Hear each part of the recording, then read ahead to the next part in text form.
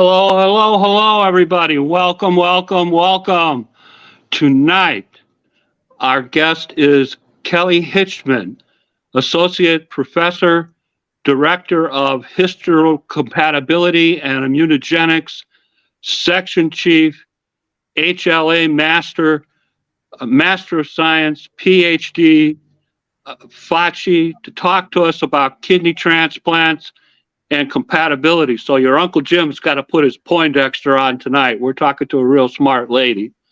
In 2016, Dr. Hitchman joined the UT Health San Antonio lab in the Department of Pathology and Laboratory Medicine as an assistant professor. Since that time, she has acted as section chief, director, and clinical consultant of the HLA laboratory at University Hospital. She completed her PhD in immunobiology in 2010 at Iowa State and her postdoctoral fellowship in hematology, oncology, and immunology at the H. Lee Moffitt Cancer Center and Research Institute in Tampa, Florida, and Research Institute in 2013 with research projects in capital GVHT immunology and clinical trials. Since that time, she completed her fellowship training in histocompatibility and immunogenics at Northwestern University in Chicago in 2016. Dr. Hitchman is a board-certified fellow of the American Board of Histocompatibility and Immunogenics since 2015. She is certified in the areas of HSC/BM transplantation, that is related and unrelated donors, solid organ transplantation, living and deceased donors, histocompatibility for other clinical purposes, disease association and drug hypersensitivity, and transplant support. She is a member of the United Network of Organ Sharing / Organ Procurement and Transportation Network, you might know better as UNOS and OPTN, on the board, and the American Society of Histocompatibility and Immunogenics, ASHI board. She is a former at-large member for UNOS and OPTN, MPSC, serving several additional UNOS projects and subcommittees. Dr. Hitchman has also served many local and regional national transportation societies and committees. She's also a current member of the International Society for Heart and Lung Transplantation, the Texas Transplantation Society, the American Society of Transplant Surgeons, and the American Society of Transplantation. Dr. Hitchman is a published research and clinical scientist with current research projects in non-HLA antibody contributions to solid organ transplants, assay optimization, pediatric solid organ transplant outcomes, and staff satisfaction in high complexity testing and on-call environments. And when I say this lady is a prolific writer, I'm not kidding. Dr. Hitchman is also the co-host of the monthly Ashley podcast, Coffee and Compatibility. She tells me she's going on her third year, so congratulations on 3 years of podcast. She is also the winner of numerous professional awards and honors. I couldn't list them all, or I'd be talking for an hour from now. Dr. Kelly Hitchman has put her money where her mouth is. She's become a non-directed altruistic kidney donor in July of 2021 in a three-way paired donation chain. Please give a warm welcome to Dr. Kelly M.K. Hitchman. Doc, how you doing tonight? Hi, wonderful. Thank you so much for having me. I greatly appreciate it. Did I state everything correctly in the introduction? It was a lovely introduction. Thank you so much. Very kind of you. Please tell us a little bit about where you grew up, your education, and your work experience. Sure. So my parents live in the beautiful state of Missouri, and my father is a retired OBGYN. And so I am the middle child of three, and I was born while he was in Columbia, Missouri, working on his medical degree.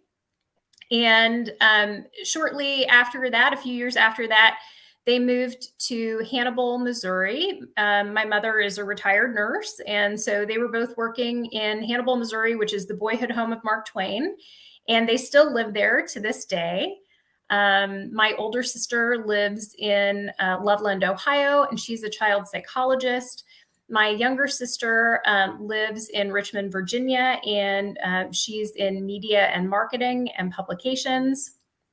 And I am so blessed to live in San Antonio, Texas, with my wonderful husband, who not only works full time, but is like super dad and master of all things at home while I'm usually not.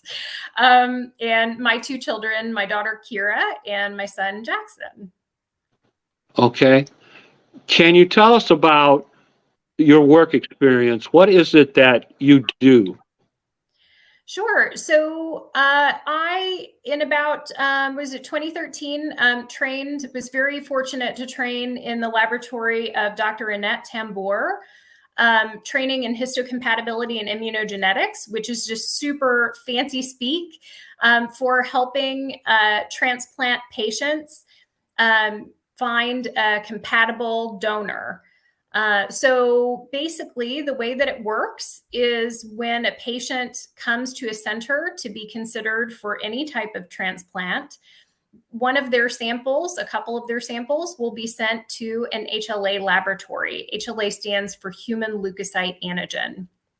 It's a collection of little markers, little proteins that decorate every nucleated cell in everybody's body.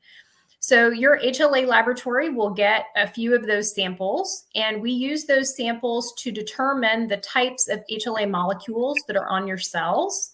For solid organ transplant, most laboratories will look for 7 different kind of types of HLA antigen.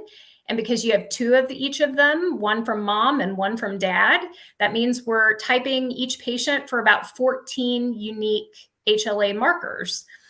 And then if donors come forward, be they living or deceased, we'll also determine the HLA types of those donors.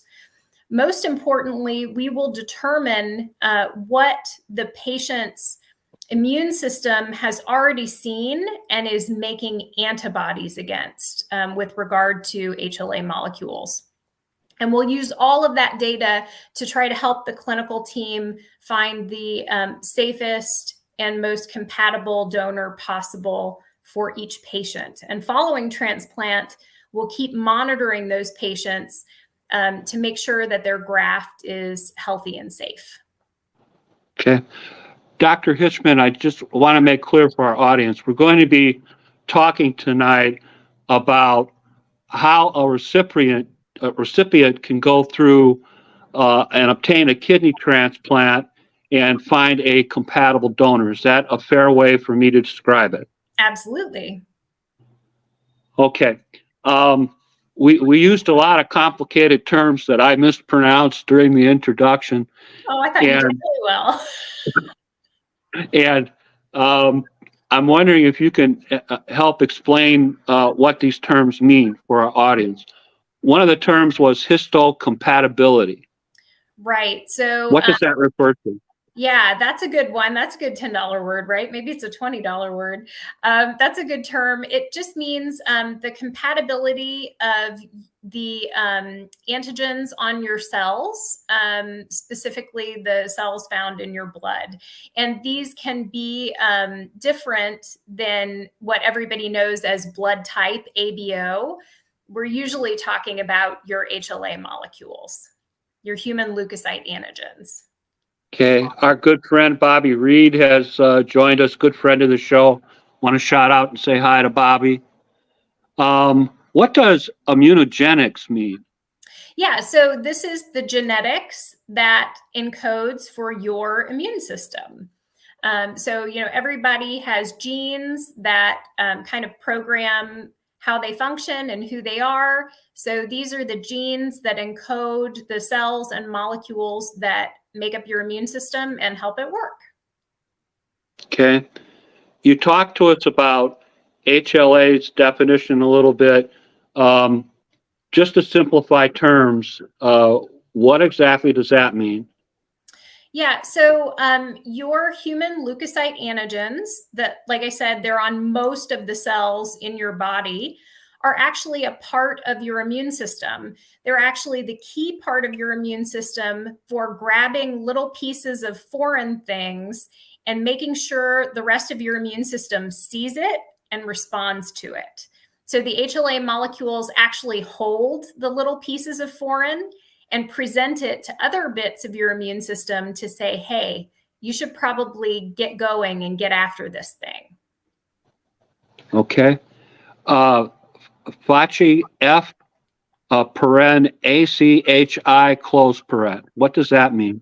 Yeah, so that is the college that is responsible for boarding folks that do what I do. So it stands for Fellow of the American College of Histocompatibility and Immunogenetics. So once you pass your written boards, you submit a full portfolio of cases that have to be accumulated over a 2-year training experience. And you have to take an oral interview, an oral exam over all of that information as well. And you have to do that for every specialty area that you obtain a credential in. Okay. What does immunobiology mean? Yeah, so this is just the biology and the study of one's immune system. All right. We used an abbreviation, GVHD. What is GVHD? Yeah, this is something that we usually look out for following bone marrow transplantation or hematopoietic stem cell transplantation. This is a circumstance when a donor immune system that has been infused into a patient starts to unintentionally attack the patient because it sees the patient as different. And sometimes this happens in solid organ transplant patients, usually rarely liver recipients or multivisceral transplant recipients, but it's much, much more rare in solid organ transplant recipients. We were discussing before the broadcast, in terms of your education and your achievements, you actually were called a diplomat at one point in time. And now they refer to you as a fellow. And what you explained to me is this is a rebranding. As you were going through the process to become a diplomat, you were already a fellow. But can you explain, in terms of what you do, what is a fellow? Yeah, it's a little bit semantic. So I have a doctorate of philosophy, a PhD in immunology, and that is a scientific and academic credential. And so when you're kind of on this more scientific academic track, you get your doctoral degree and then you go into a fellowship and then you practice in your specialty. On the medical side, MDs usually will, get their medical degree, go into residency. Maybe they will also do like a specialty fellowship. But there's a different term for fellowship that can come afterwards when you've reached kind of an upper echelon in your practice. You're a fellow of a society. So because ASHI is made up predominantly of clinically practicing MDs and PhDs, they rebranded to make everything a little bit more parallel with a clinical track. Okay. What does the abbreviation HSC/BM refer to? That's hematopoietic stem cell transplant or bone marrow transplantation. Okay. Most of my audience is probably familiar with UNOS/OPTN, Can you discuss that a little bit, please? Sure. So the Department of Health and Human Services in the government kind of oversees and regulates transplantation, and they do that through the Organ Procurement and Transplantation Network. The Organ Procurement and Transplantation Network is contracted out to an unbiased, currently not-for-profit third-party entity to execute the national transplantation system. And right now, the current holder of that contract is UNOS, the United Network of Organ Sharing. Okay, some of our audience might have read about HRSA looking for more independent contractors, but we're going to stay away from that tonight. That's a broadcast for another day. Talk to us about assay optimization. Yes, so an assay is basically a clinical laboratory test. So when your samples are sent to a clinical laboratory, that laboratory will perform any number of tests, and the test method is considered an assay. So we always want the tests or assays that we're performing for our patients to be as quick as possible, but also as accurate as possible. The testing that we do in the histocompatibility and immunogenetics laboratory, which some places refer to it as a transplant immunology laboratory or an HLA laboratory to really simplify, the tests that we do in there are considered high complexity. They're very manual, they're very hands-on, and they're very, very intricate.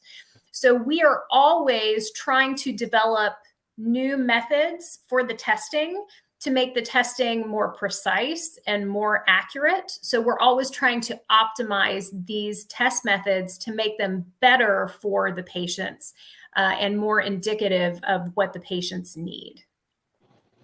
Okay. In a general sense, let's talk about some of the testing a kidney donor and recipient must go through to arrive at the point that they are determining your overall health, including your kidneys and liver, and your ability to, I guess, survive a kidney transplant. Would that be the best term? Sure. Things like a complete metabolic panel, liver function, lipid panel, hemoglobin A1C, complete blood count, PT, PTT, INR, oh my God, viruses, right? type of testing. In a general sense, can you tell us what's going on there? Yeah, so all of those tests that you just mentioned might sound familiar to a lot of people, even if they don't need a transplant. I can say that at some point in my life, I've probably had those too. And I have never needed a transplant. Those are all tests that are designed to determine your overall state of chemical and metabolic health, right? So they're trying to determine if your liver function is okay, if you're metabolizing things the way that you should, what your blood sugar levels are, what your clotting factor is like in your blood. They're trying to determine, do you have kind of a normal amount of cells in your blood that you should have? Do you have a normal amount of red blood cells, of white blood cells? Is your immune system functioning pretty well? Like you mentioned, viral testing. Do you have a current infection, or are you sensitized by a prior infection? All of these things will help your clinical team determine if the timing for transplant is right for you, or if more intervention or help or time is needed. Okay. Let's talk about kidney compatibility assessment that I understand is done to determine if the donor kidney is compatible for the recipient, meaning it's a good biological compatible pairing between donor and recipient. Can you talk to us about the three types of tests to determine compatibility? Sure. Yeah, that's a great question. So we mentioned kind of at the top of the show that one thing we'll do is determine the HLA types of all the parties. So for patients, that generally happens when they're being worked up and their candidacy for being listed is being considered by a transplant center.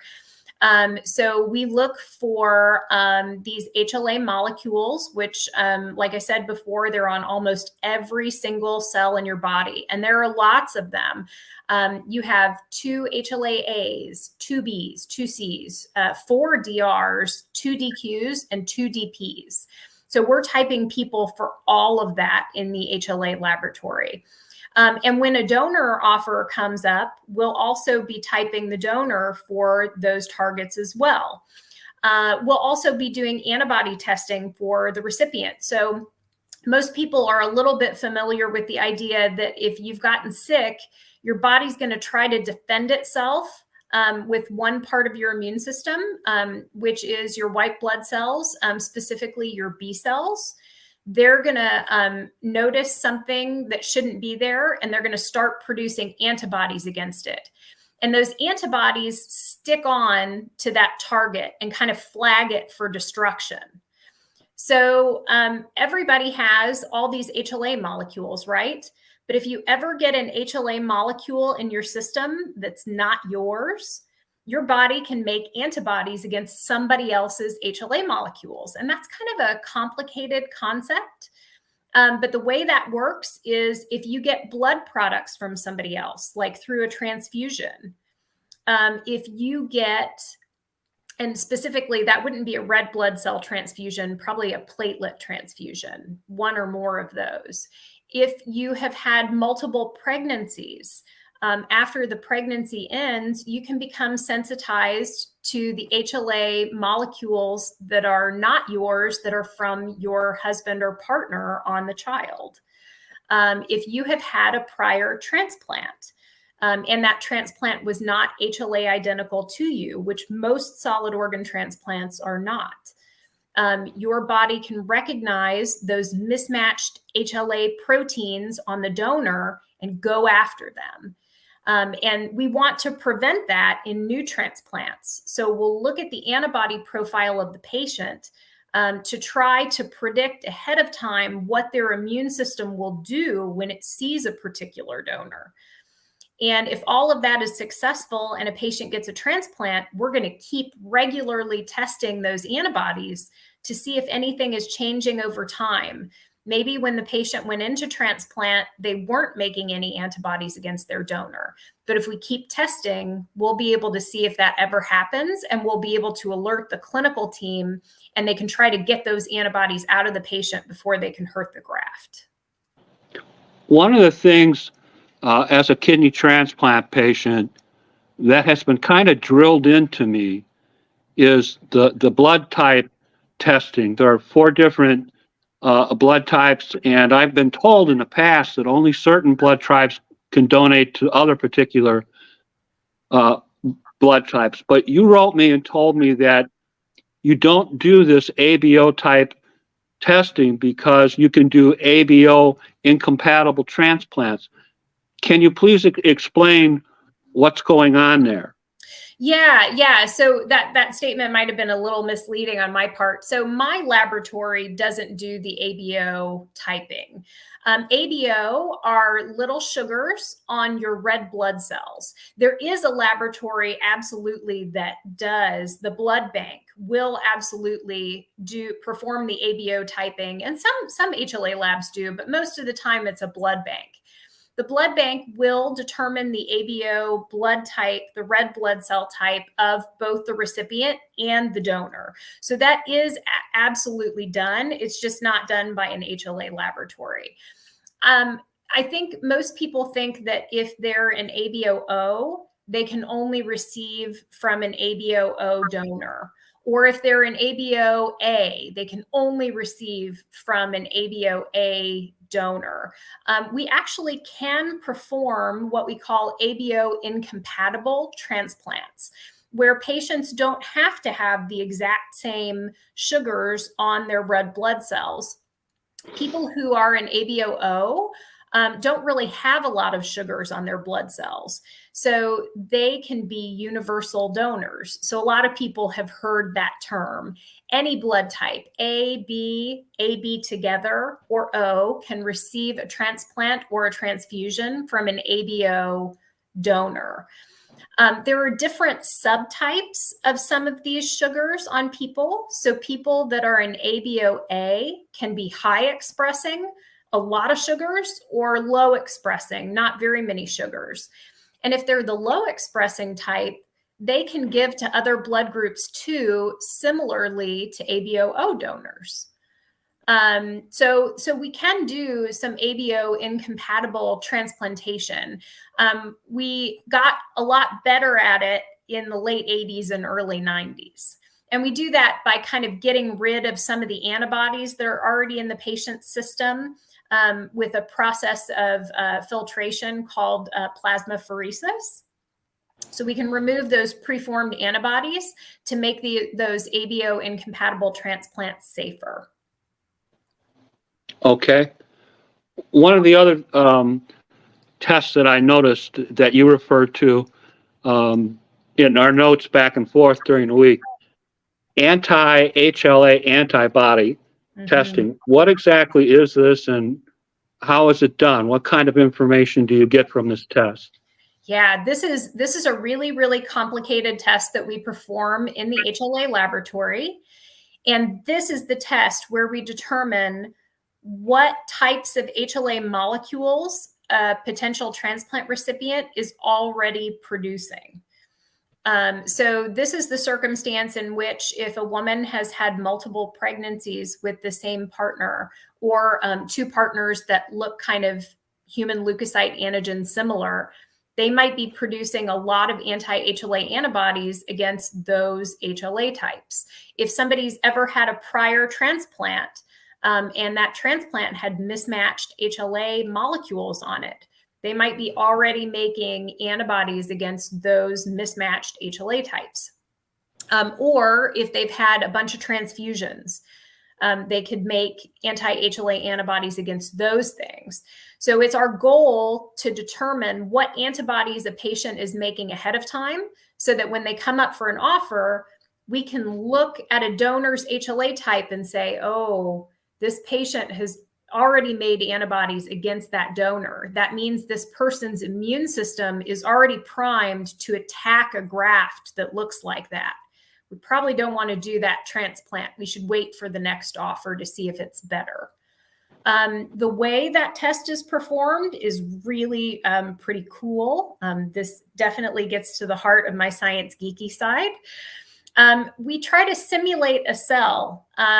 Basically, we take these little bitty plastic beads. They're tiny, tiny, tiny. And we purify anti-HLA antibodies and we stick them onto these little beads to make them look kind of like a cell with a bunch of HLA molecules on them. And then we expose these beads with these HLA molecules on them to a patient's blood sample, specifically their serum, where all the antibodies might be. So if that patient has antibodies against certain HLA types, they'll stick to these beads and we can see it on our instrumentation. Okay. Would it be fair for me to say that this is actually the key test in determining if a pair is compatible? I would agree with you there. Yes, I would say so. Now, folks that do what I do of a prior generation might have said that it was the flow cytometric cross-match or the complement-dependent cytotoxicity cross-match. But we have come a long way. And so when we're determining compatibility, the very first thing we do is just kind of look at the donor's typing, the donor's HLA typing, and the patient's antibody profile and compare the two to try to predict the immune response. If that looks good, then we'll follow that up a lot of times with that cross-match test as a confirmatory test. But now that we have these really complex antibody detection assays, they are really a key determinant in the compatibility determination. Okay. One of the things that members of the kidney community have been reading a lot about lately is eplet mismatch analysis. Can you tell us, how does that help with a kidney donor and patient in terms of compatibility assessment? Is this a more precise method of donor recipient compatibility determination than, let's say, antigen or ALLELE level assessment? Yeah. Ooh, this is a tough question. You're definitely putting me to the test here. So let's see if I can do it justice. So let's take a particular example of an HLA molecule that people could be. You could be an HLA-A2. Okay, that's actually very, very common in the United States population. About 48% of people in the US are estimated to be an HLA-A2. But there are different kinds of HLA-A2. It's actually possible for someone to be over 900 different kinds of HLA-A2. So if you're matching at the antigen level, we would say if two people are both an A2, then they're compatible. But we know from some experience that that is not always the case, because if you're different kinds of A2, you could make antibodies against a mismatched A2. So to say that somebody is truly HLA identical, you need to not just be A2, you need to be the exact same kind of A2. So maybe you both need to be A0201. If one of you is A0201 and the other is A0205, you could both produce antibodies against each other. That's the difference between antigen level, which is just the A2, and the allele level, which is much more specific. That's A0201 or A0205. Then there's this whole eplet epitope situation. So eplets and epitopes are basically little pieces of structure that make up the entirety of the HLA molecule.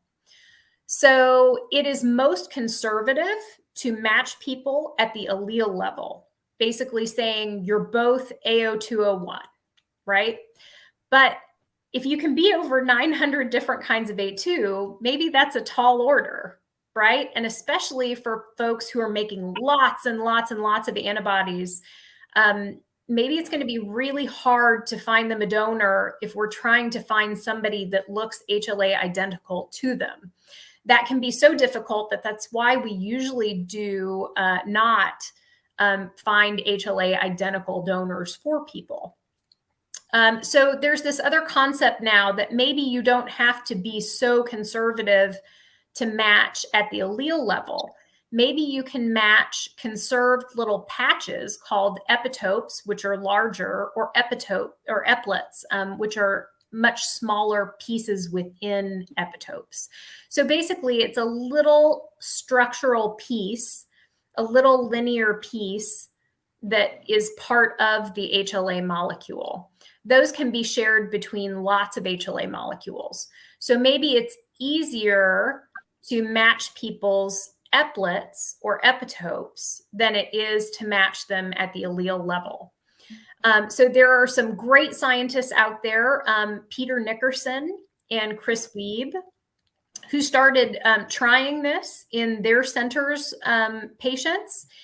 And they found that if patients and donors have a certain level of eplet mismatch, if it's higher than that level, the patients are more likely to have a negative outcome. And if it's lower than that level, the patients are more likely to have a good longer term outcome. And so people got really, really excited about this many, many years ago, and a lot of people started looking into it. And it's a great concept and something that I think we do need to keep collecting data on and studying more. The problem with applying that completely broadly is that if you're just assigning a number, this A2 and that A2 have a 10 eplet mismatch, and 10 is good, but 11 is bad. we're weighing all of those structural pieces with the same weight, right? But what we know for a fact is that when a patient starts to attack a graft, it doesn't always go after the same piece. So what we haven't figured out yet is, are there epitopes or eplets, these little pieces, that are more attractive to the immune system to go after than others? Basically, are there epitopes and eplets that are more immunogenic, more likely to spike an immune response? And so I think until we really determine that, epitope and eplet mismatching are helpful data, but they maybe aren't the best determinant of transplant compatibility at this time. Okay. One of the other things that's kind of been drilled into those of us in the kidney community is the idea about cross matching. You flunk the cross matching test, it's over.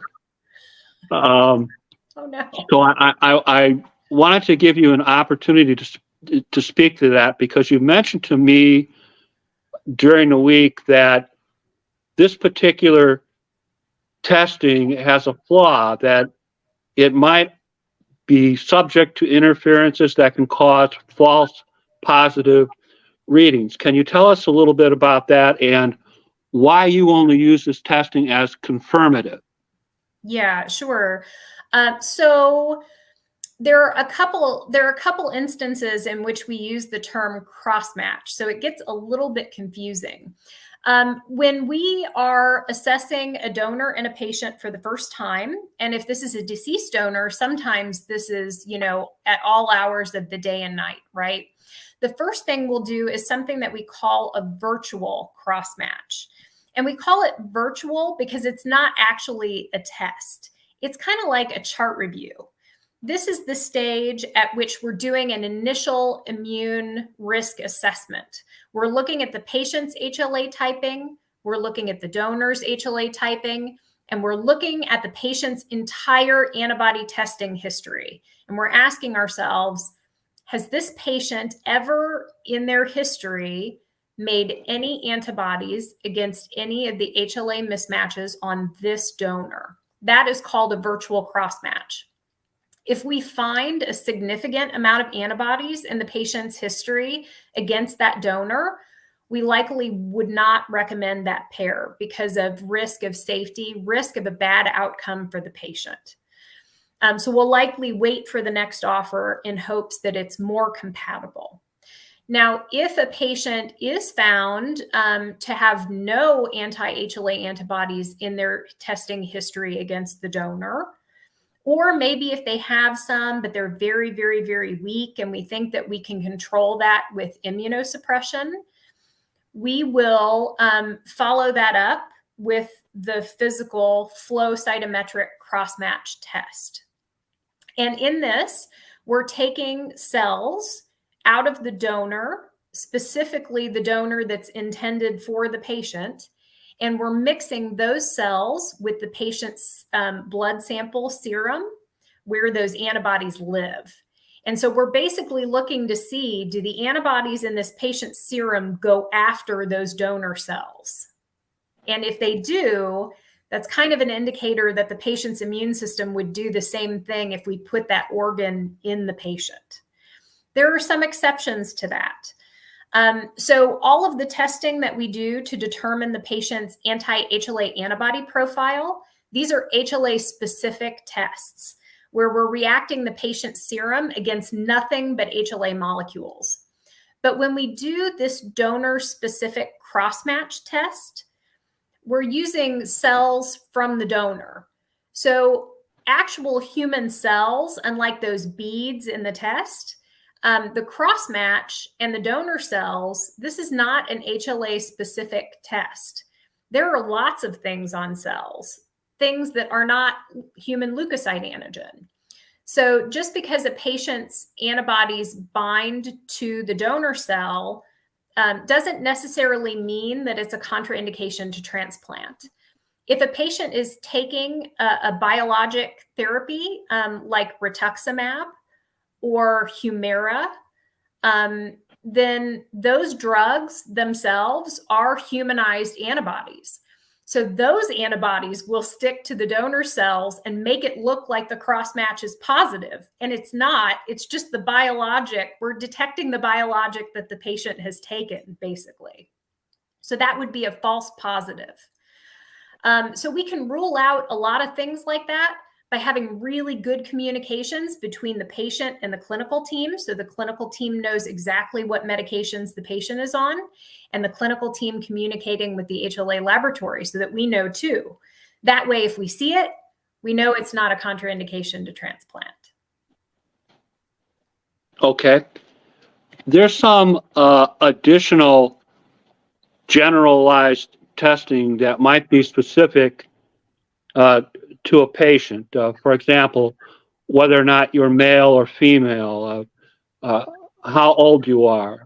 I'm not going to refer to any woman as elderly, it'll just get me into trouble. Mature woman, whether or not you have heart problems or prior kidney problems.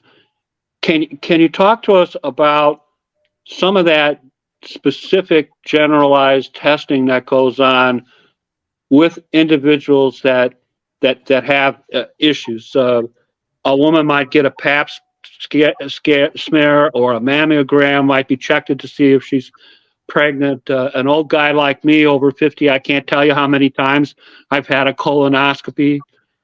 I think sometimes they do that just for fun.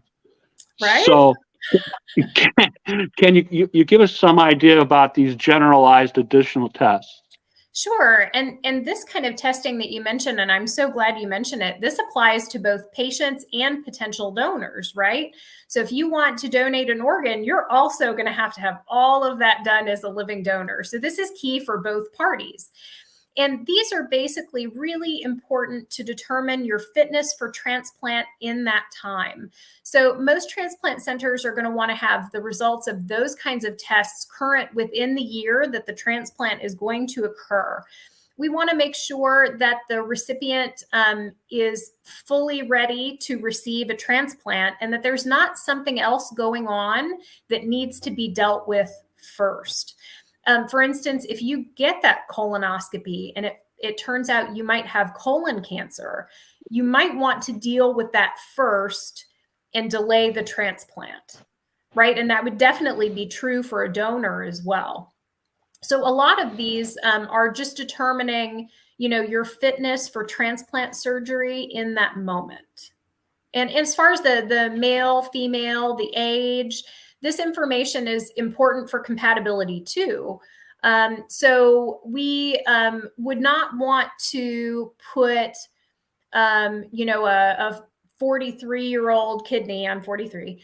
We wouldn't want to put a 43-year-old kidney into a 2-year-old child because I know my 43-year-old kidney, which I'm sure looks like a 20-year-old kidney, already has a lot of life on it, right?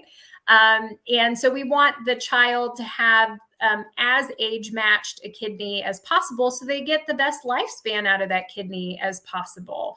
And on the reverse, you wouldn't necessarily really want to put a 20-year-old kidney into an 80-year-old body because that's just not necessary. We could find a kidney paired donation with better age matching so that everybody gets what they need from those transplants. With sex matching, sometimes size can be an issue. We want to make sure that a larger male recipient is getting all the kidney function that they need. And maybe they're not going to get that from, a 90-pound, 4'9" female.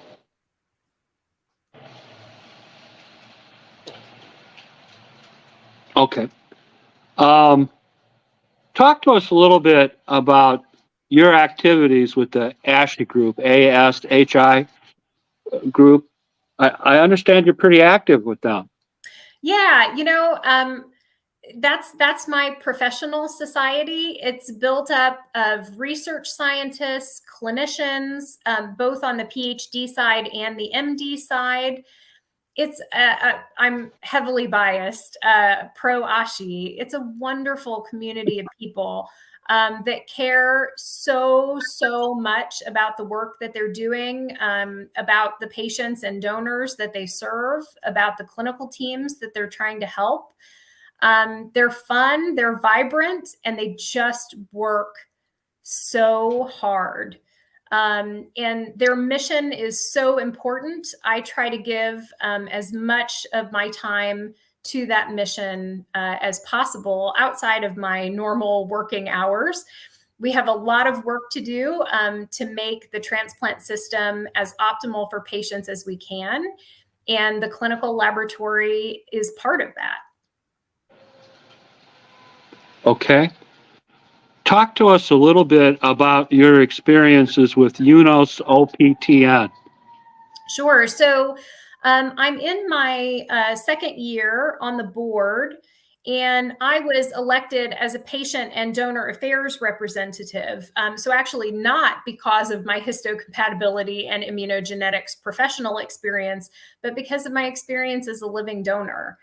And prior to that, I was on the regulatory committee that looks at transplant center processes and outcomes to make sure that everybody's doing due diligence to the patients at their center. And that has been a wonderful experience. I've gotten to see how other centers operate and learn from their experiences, and also see the side of the national system where the patient and donor voice is also very, very important to the way that the national system is executed. So we're constantly trying to make inroads. We are advocating for things that you advocate for too, like the Living Donor Protection Act. We are trying to always fine-tune the algorithms that patients are experiencing when they're on the list, so that people have equitable and fair access to transplantation. We're always trying to make that better. And we will keep looking at it to make it better. We're always trying to honor the gift of donation as much as we possibly can. And there are members from every niche in the transplant community that are part of this organization, all working towards these goals. Good, excellent. Talk to us about your experiences with your research and clinical trials. Yeah, absolutely. So, I did research and clinical trials way before I was working in transplantation and histocompatibility and immunogenetics. My research early on was in mucosal immunology, studying potential therapeutics for inflammatory bowel diseases like Crohn's disease and colitis. And then my next projects are my first touch with transplant. I was trying to help develop therapeutics to prevent or lessen the impacts of graft versus host disease in bone marrow transplant patients and hematopoietic stem cell transplant patients. And then when I transitioned over into a clinical role, we're always trying to work to develop new assays to serve the patients and to optimize the assays that we're already using. And the clinical laboratory space can be a stressful space to work in. It's kind of a 24/7, 365 emergent service. And our technologists are the absolute backbone. These are the people in the laboratories actually doing all of the hands-on testing. And there's not a second that goes by that we could perform any amount of medicine without them. They're the foundation of what we do. And their job can be very time-consuming and very stressful. So I'm always constantly trying to find ways to make their jobs a little bit easier and make sure they feel appreciated and that their environment is as flexible as possible and as kind to their personal time as possible. So that doesn't sound like a scientific study, but believe it or not, sometimes the science is the easy part. So we're doing that as well. We're trying to find more out about the differences between pediatric transplant patients and adult transplant patients. Kids are not just little adults, especially from an immune standpoint. Their immune systems are very different from that as adults. So we're always trying to learn how to better serve the pediatric population and the adult population in unique ways. One of the projects that we are constantly looking at that's very near and dear to my heart is one that was brought to the forefront most recently by a two-time heart recipient, Amy Silverstein, who passed this past year. She was staunchly in support of us finding new immunosuppressive medications for transplant patients and personalizing immunosuppression to reduce immunosuppression as much as possible, because immunosuppression definitely comes with its own complications. And so if we can find better ways to accurately assess compatibility between patients and donors, perhaps we can better tailor immunosuppression to be its lowest level possible and still maintain a healthy transplant. So those are the projects that are very, very near and dear to my heart. Okay. You sent me your CV, and I thank you for that. But when I was reviewing your CV, part of it was reviewing the things that you had written in professional or clinical journals. And what I noticed is that you are a prolific writer in published expert clinical journals. Can you discuss with us, please, your experiences with that? Yeah, well, and I have to say there are so many in my field that are so prolific. I feel like a youngin in comparison, a novice youngin in comparison to some of the giants in our field, Elaine Reed, Anat Tambor, and so many others that have done so much and continue to do so much in our field and publish very much. Publication is certainly not easy. It's something that you kind of have to do again and again and again and again, and getting that information out to all parties is even more difficult. Sometimes it seems like we're writing these things for each other, and I personally would like to see what we're writing get more to the patients, at least the patients that want to know what's going on and what's behind their care. So yeah, I mean, some of these studies take years, and it's certainly not at one person. My CV is not made up of a bunch of articles and abstracts that I have alone written. It's made up of a bunch of collaborations and fantastic partnerships between clinicians and laboratorians who all have the goal of enhancing patient care and trying to figure out, the mechanisms behind some of these horrible diseases. So it's quite a process, and one that I still work to get better at.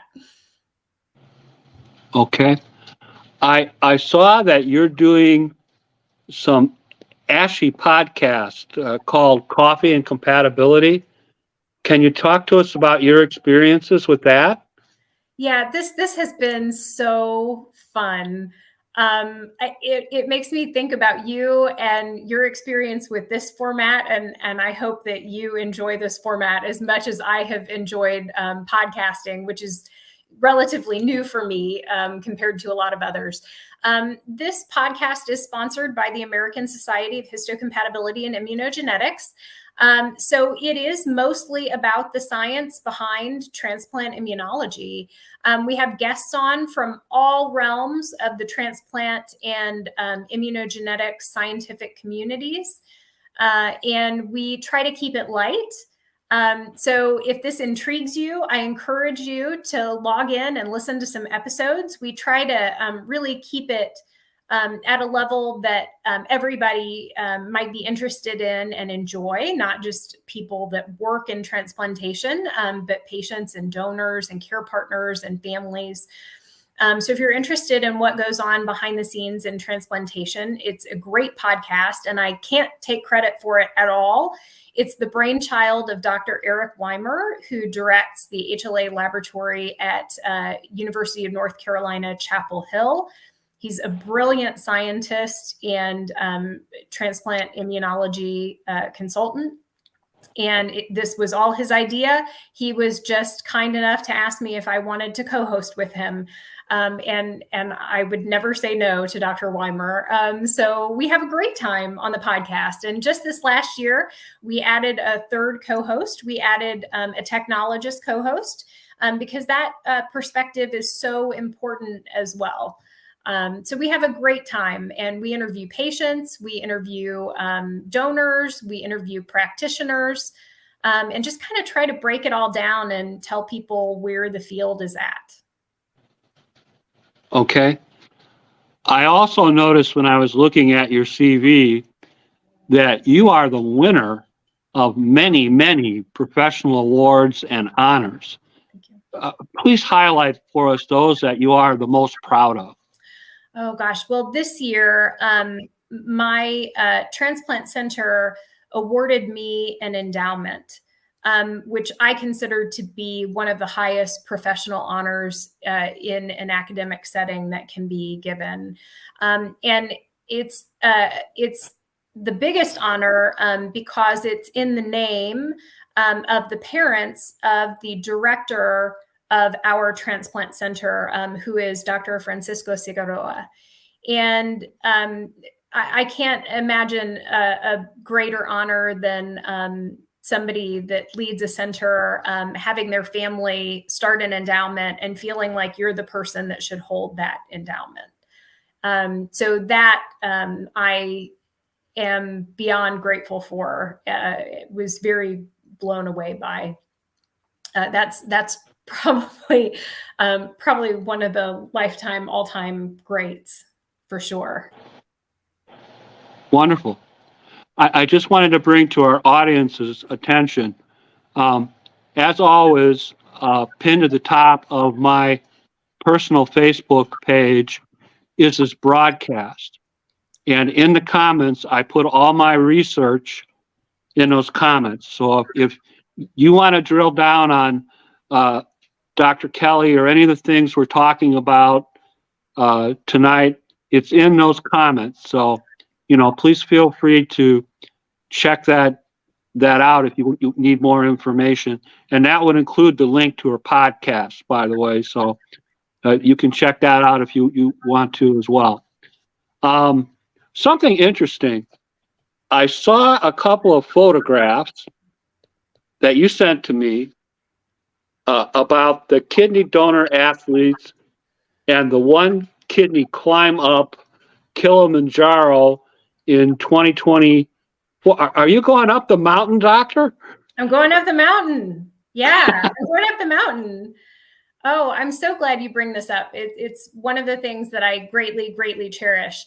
After I donated my kidney, I kind of wanted to just, do a little piece of good for someone else, and then just run back to my little office and just continue to do my thing. But my nurse coordinator said, "Don't you dare advocate, advocate, advocate." And so that's what I started to do. And one day I noticed this Facebook group, Kidney Donor Athletes. And I love to weightlift. I weightlift in my spare time. It's like a hobby that I adore. I love lifting heavy things and throwing them around. It's my favorite thing to do in my spare time. So when I saw that there were a group of people that have all donated kidneys and also might love to lift heavy things and throw them around just like me, I joined that group. And not long after I joined that group, they put out a call for a huge advocacy push. So a few years ago, they had a group of about 20 donors climb Mount Kilimanjaro in Tanzania together. It's the largest freestanding mountain. It's a little over 19,000 feet above sea level. And they did it as a group to dispel the myth that kidney donation is dangerous, or that kidney donors have limited functionality, or that they have to change their lifestyles. And it was such a success after the first time they did it that they wanted to do it again. So they put out a call for kidney donors to apply to do this. And hundreds of people apply. So I thought, oh, I'll just apply because I won't get selected. But then I can be like, oh, I applied. So I applied, and you can't imagine my shock when I was selected. So this coming year, in March of 2024, 15 donors, including myself, will all climb Mount Kilimanjaro in Tanzania and summit on World Kidney Day to dispel the myth that there are physical, mental, or emotional limitations following solid organ living donation. I've got a couple of shout outs here. My friend Bobby Reed, who never misses the broadcast, by the way, and is a very good kidney advocate. She writes, "This was the best show tonight, best, all in caps. I learned so much and plan to share it with my transplant center surgeon. Can't wait to get the link." Don't worry, Bobby, I'm going to send it to you directly. And my good friend, Donna Tissot, Dr. Hitchman, you are amazing! Exclamation point. So we're doing a really good job, Doc. Oh, thank you. Couldn't have done it without you. You mentioned that you were a kidney donor more than once.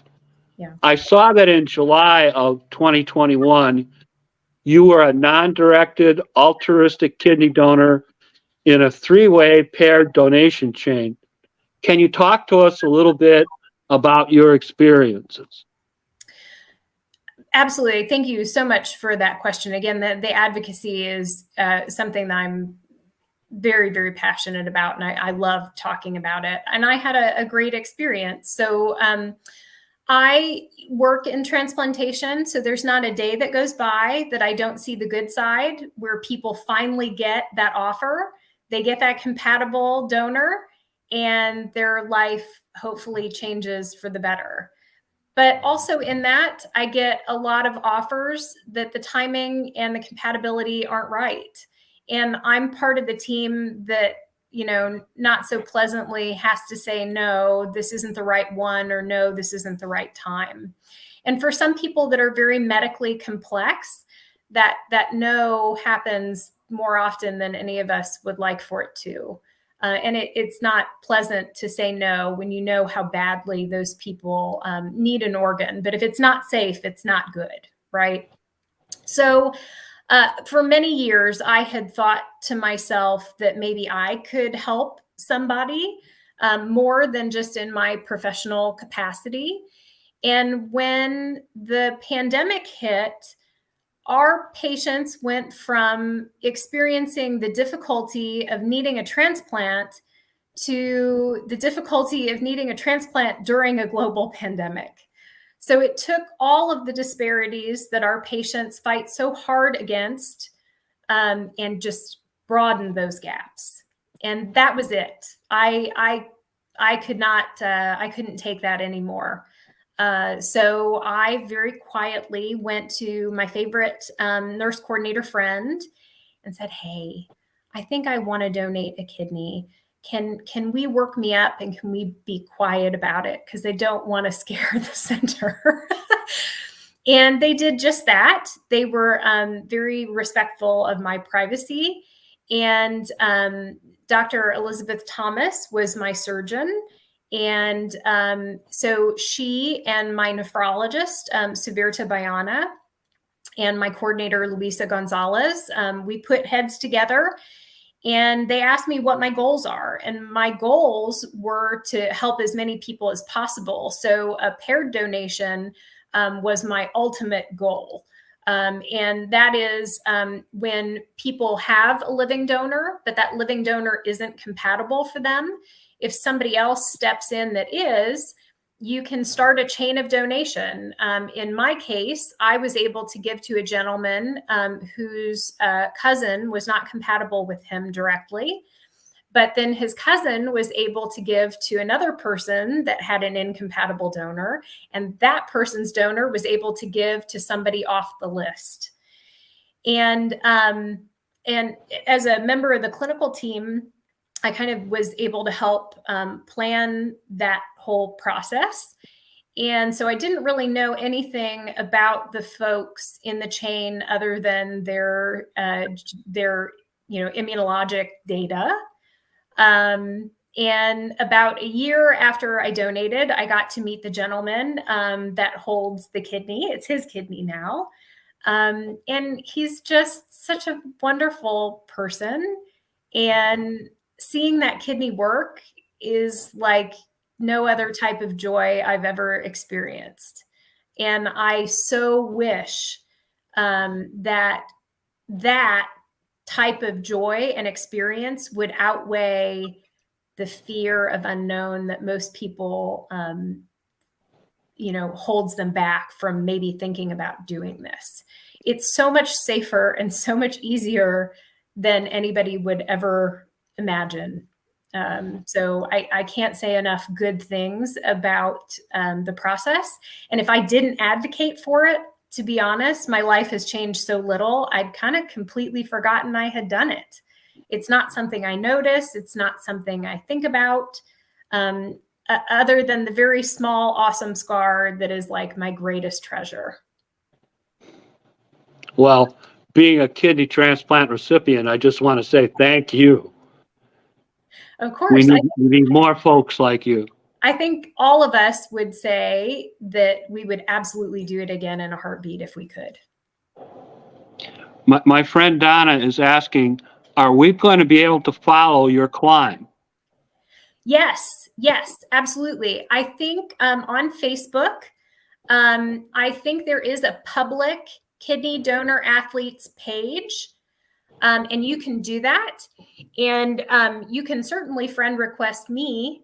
And I post every weekend about my training progress. So I'm always happy to share any advocacy with anyone. So I greatly appreciate that people would want to follow it. Thank you so much.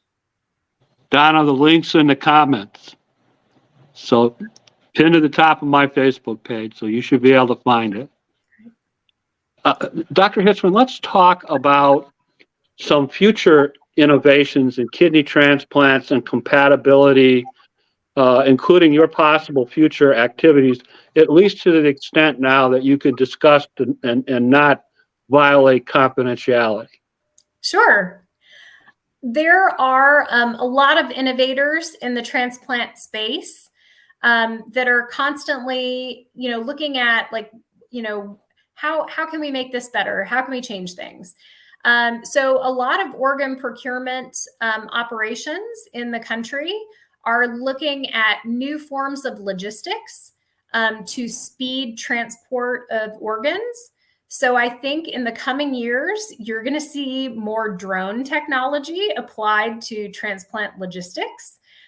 After 9/11, the transplant of deceased donor organs, the organ used to be able to go in the main part of the plane, sometimes even in the cockpit. But after 9/11, it was mandated that the organs had to go in the cargo hold. And that seems like a small thing, but it greatly impacts when and where the organs can fly. So it actually makes things take longer. So UNOS and the OPTN have been working with the Federal Air Administration to try to solve some of those problems. But a lot of organ procurement agencies are also looking into their own logistics solutions, their own private contracted transportation solutions, and even drone technology. So I think you're going to start seeing some pretty interesting things in that space in the coming years. From my standpoint, we are heavily at my center studying eplet mismatching. So we're doing retrospective studies in our pediatric kidney populations as we speak, using different types of mathematical algorithms. We're working with a company called Persh to develop a system for tracking this data and for, kind of studying it to see what impacts it could have to either decrease immunosuppression or increase our ability to find compatible pairs. So that I think will be a big deal in the coming years. And a lot of patients are aware of some drama surrounding a rather new test that's available called donor-derived cell-free DNA testing. So a lot of companies are actually just now starting to produce types of this assay that laboratories like mine can do in their own labs. So my laboratory is going to start evaluating some of these brand new tests to allow for this cell-free DNA testing in our transplant patients, which in-house, hopefully we can do that in a less expensive and a faster time period than the send-out tests that exist today. So those are the big sort of a home test. Yeah, kind of. So right now, people get a lot of biopsies when there are concerns, and these tests hope to detect inflammation and potentially graft rejection, independent of those biopsies, but certainly in cooperation with those biopsies.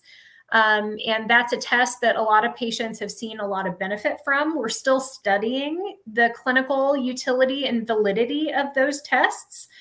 But if a test is out there that is beneficial for our patients, we certainly want to be able to offer it as quickly and cheaply as possible. So that's something we're working on. Wow. Some final statements, Doctor.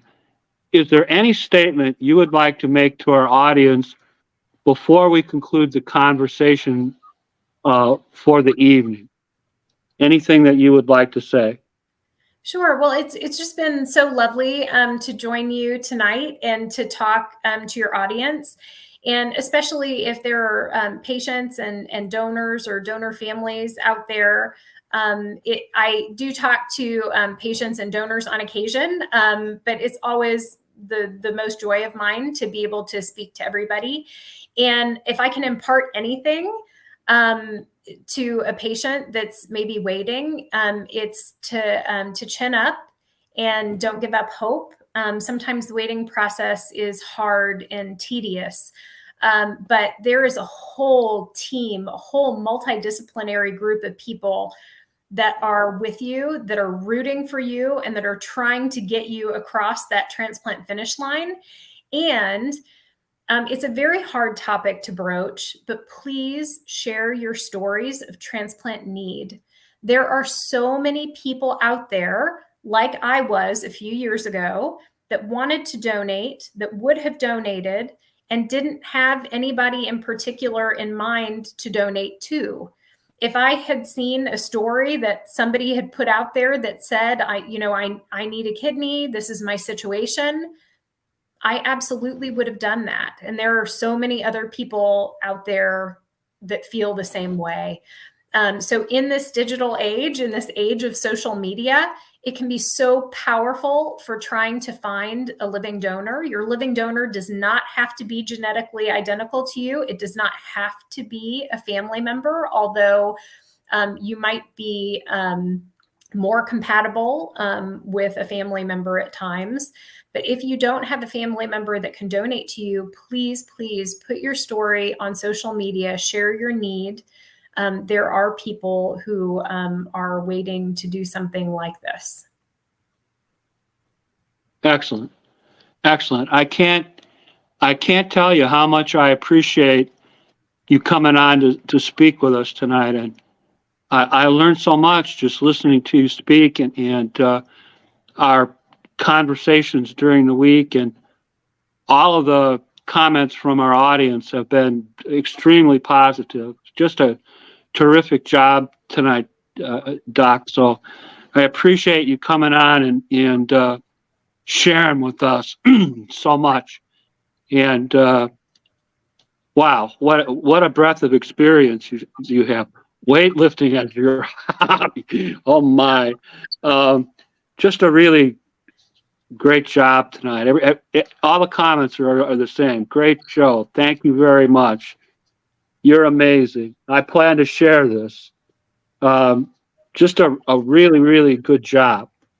Really, really good job. And I just want to remind you that our broadcasts tend to get more views of the instant replays than the actual broadcast. And I will be sharing this in my 100 groups on Facebook and platforms like Instagram and Twitter X, or whatever they're calling it these days, Snapchat, all those, TikTok, all those kinds of places, to make sure we get the word out, because this was just a special broadcast, my friend. Thank It's a you. very, very special broadcast, and I can't thank you enough. Oh, thank you. It's an absolute honor. Okay. Well, I have some things I have to button up with our audience, and I've kept you over an hour. Bad, Uncle Jim. And so I'm gonna let you go now, and then I'll wind things up with our audience. I'll make sure that on your Facebook page I put a copy of the instant replay, so you have it, so you can share it wherever you wish to, or even if you don't wish to, at least it'll be there for people to see it. So you have a very good night, and again, terrific job tonight. So many things cleared up that are mysteries to those of us in the kidney community. Just a terrific job. Thank you. Well, thank you again. Everybody have a great weekend. Bye. All right, folks, that's our show for tonight. I hope you enjoyed it. Please share this broadcast. This was a tremendous broadcast, and if you need any help with that, just let me know, and I'll get you the links and get you clicking. So excellent broadcast coming up the next couple of weeks. Some referrals from my friends at Kidney Solutions. So I'm looking forward to getting that out to you, and we will talk to you very soon. You have a good evening.